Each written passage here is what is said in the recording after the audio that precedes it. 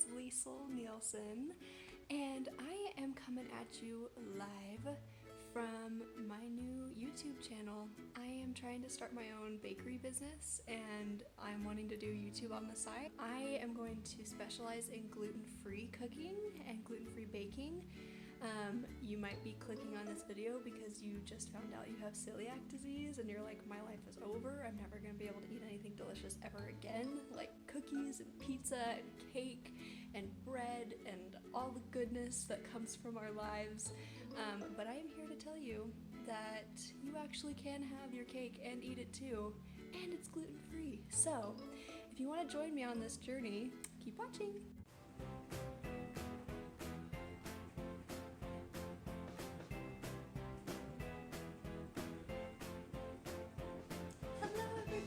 Today we are going to be making gluten-free chocolate chip cookies that are chewy and yummy and not gritty and weird like any other gluten-free cookies that you've ever had. So these are going to be amazing, and I figured with my new channel I'm not going to be like all the other cooking shows that have like pre-measured ingredients out and they whip it together in like 3 minutes and you're like, okay, it would take way longer than that to make it in real life. So we're going to do this real time. You're gonna see me measuring out the ingredients with the bags of everything in front of you, and you're gonna be able to make it alongside me because that's what real life is. It's not pre-measured ingredients. So here we go. Okay, so in a bowl, you want to take your gluten-free flour, and I will have the recipe in the description box below. The one I like to use, I just buy mine from Walmart, and for a while they were selling the Pillsbury gluten-free flour blend, and then they stopped selling it and I was really sad. So now they're selling this one and it's really good. I've tried it several times with different recipes and I really like it still. And this one has xanthan gum in it. The recipe does call for xanthan gum, which it's something that you use in gluten-free baking and it helps it rise, I believe. And so this mix already has xanthan gum in it, so you don't have to add it, but some gluten-free blends don't have xanthan gum in them, so you'll want to buy a thing of xanthan gum. It goes a long way. I've used it making bread before, and you'll add it in certain recipes. So, but this one already has it, so we're good. And we'll also be mixing together the baking soda and our salt. We'll be mixing them together in a small bowl so that they're completely combined, and then we'll be adding them later. So we need 2 cups, 2 1/4 cups of gluten-free flour. And the thing about gluten-free flour is you never want to stick your measuring cup directly into the bag and scoop it out, because gluten-free flour has a different texture than regular flour, so you want it to be as fluffy as possible and not packed because of the way that it measures. So what we're gonna do today is we're going to take our 1 cup measuring cup and we're going to sprinkle it into the cup itself. And I got flour everywhere, so this is real life. I cleaned my counter before I did this so that I could do this kind of stuff, get it back in there.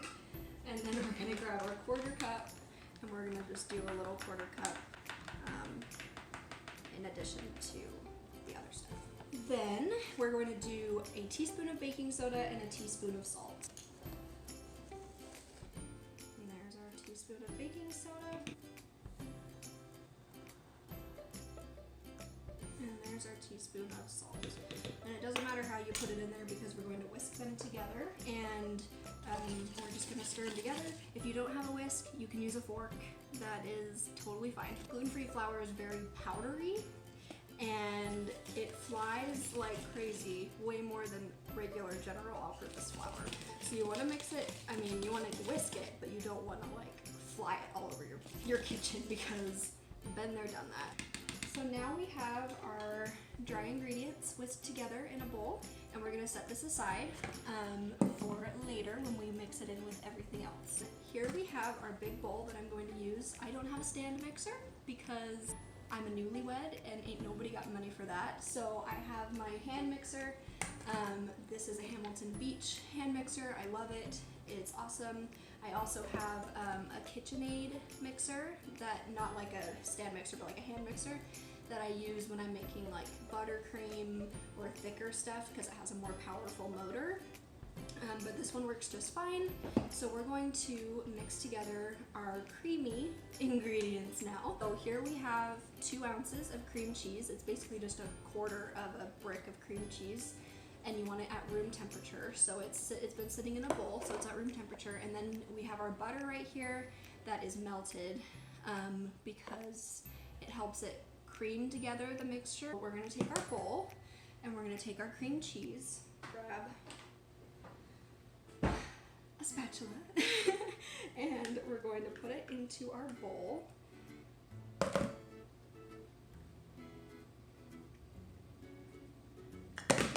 You guys, I'm a hot mess. It's fine. We're seeing real life right now. So get all the cream cheese out of there. Okay, so here we are. So now you have your cream cheese in your bowl, and we're gonna take the melted butter and we're gonna pour it on top of it, and then we're gonna add our sugars and mix it for 2 minutes. Now we've got our sugar. I am a lover of Walmart. People bag on Walmart all the time, but I love Walmart. It has great ingredients that are cheap. You'll see in later videos that I love Walmart and I buy most of my stuff from Walmart. So here we have granulated sugar and we have some brown sugar, and we're going to add those in now. So we're doing ½ a cup of regular sugar. And sugar is one of those things you can put the cup directly into the bag. And we're just going to add that. And then with brown sugar, in case you've never heard this, with brown sugar you always want to pack it into the measuring cup because it's dense and it has molasses in it. And so you want to take it and pack it into the cup to make it actual measurement. So we're packing it in here. We're doing 1 cup of brown sugar. And there's that. You guys are gonna learn that I'm a hot mess, but it's fine. Now we've got our 1 cup of packed brown sugar, and we're gonna plop that in there. And it's always so funny looking because it's just like sand. Get it off our hand here, and then we are going to mix it all together.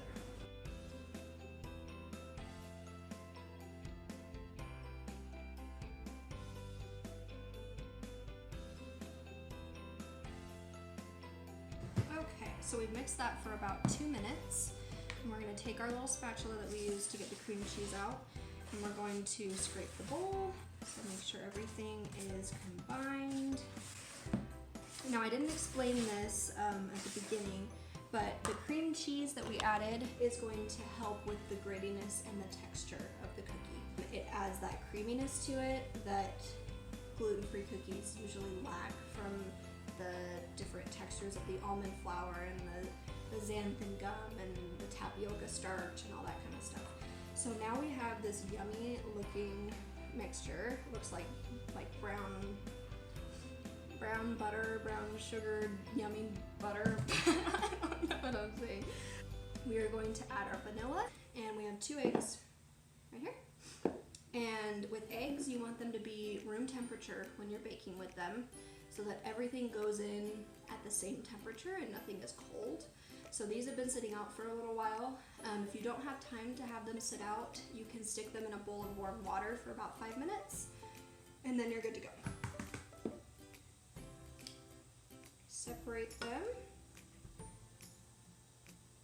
And the egg yolks, instead of adding the whole egg, it's going to help with the chewiness of the cookie.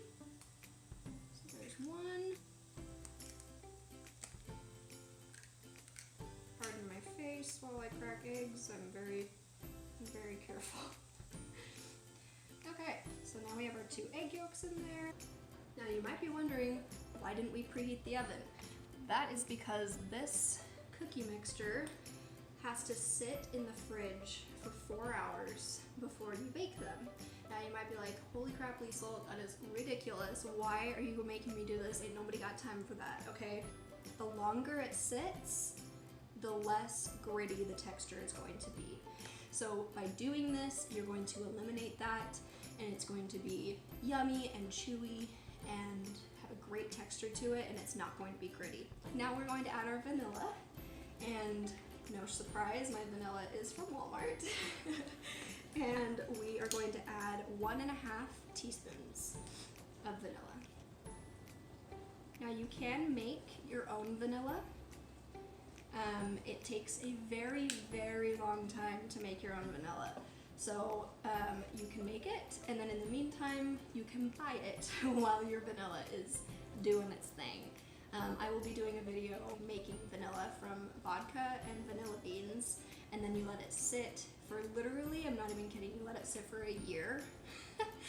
And you let it do its thing, you let it ferment, whatever the process is, and then you get delicious homemade vanilla that is powerful, and you'll be able to use it forever because it's going to make like a giant thing of it. So, but in the meantime, you're going to have to buy it because it takes forever. Now we are going to mix this and then add our flour mixture to it.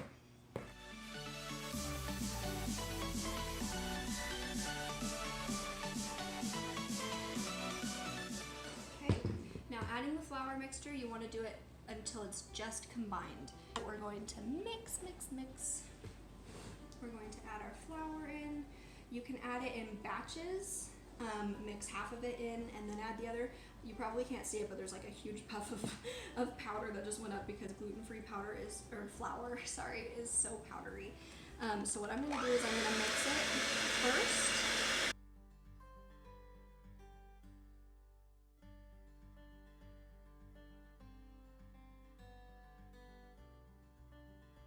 And you can probably see it in that clip of the video that it is very powdery. So you want to mix on the lowest setting first until it's combined, and then you can go up from there.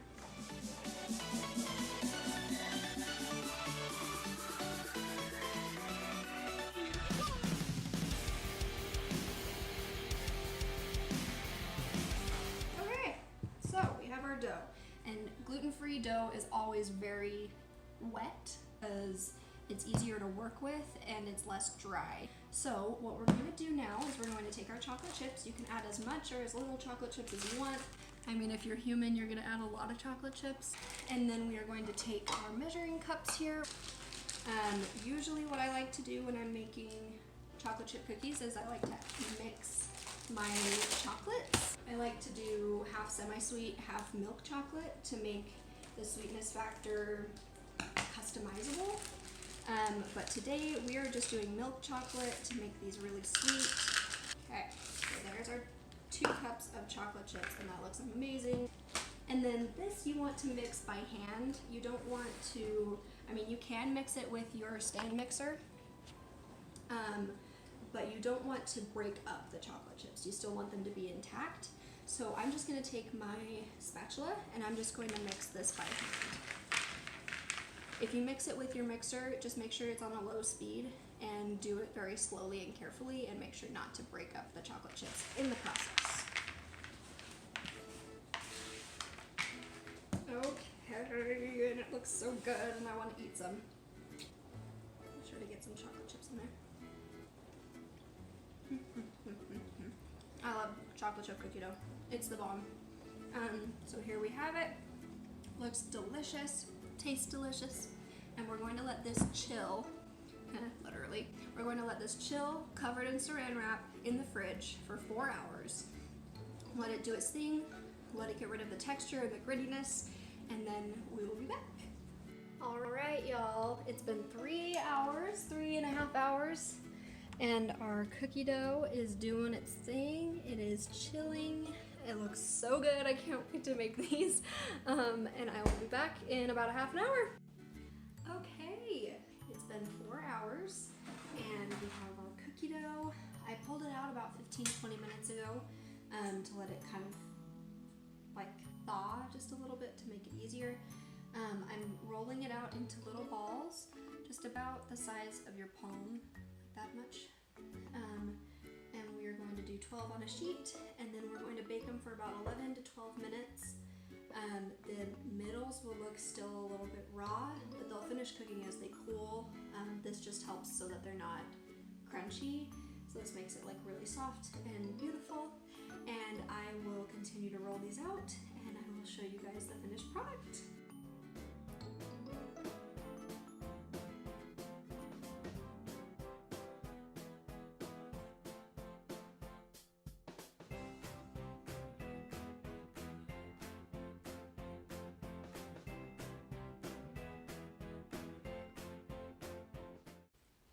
Okay, you guys, I just tried the dough. If you didn't tell me that this was gluten-free, I never would have thought that.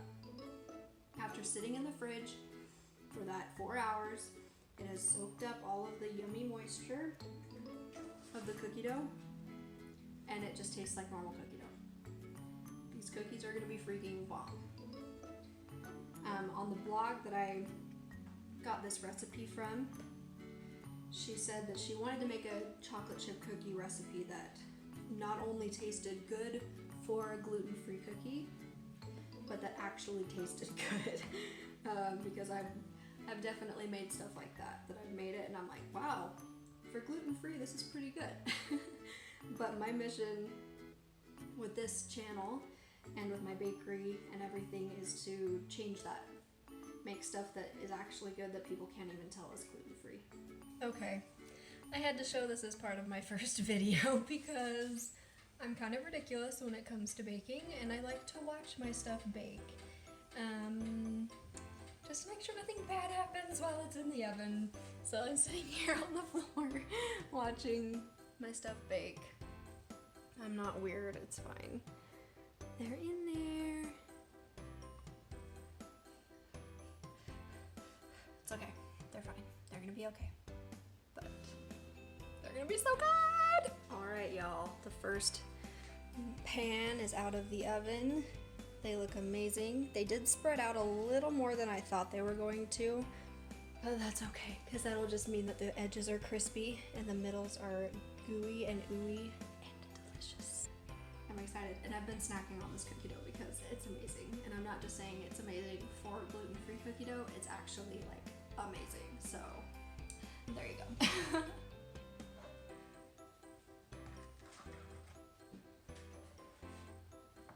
I don't think there's a much better sound than taking cookies off of the pan. Okay, y'all. I'm not even just like saying this. This is probably one of the best chocolate chip cookies I've ever had in my life. And I'm not gluten-free, my husband's gluten-free. So, not saying something. They're crunchy and crispy and gooey. And just amazing. Oh. Falling apart. That's how amazing they are. Anyways, if you like this video, please give it a thumbs up and subscribe to my new channel. We have plenty more amazing videos coming your way. And stick around for lots more delicious cooking that's gluten-free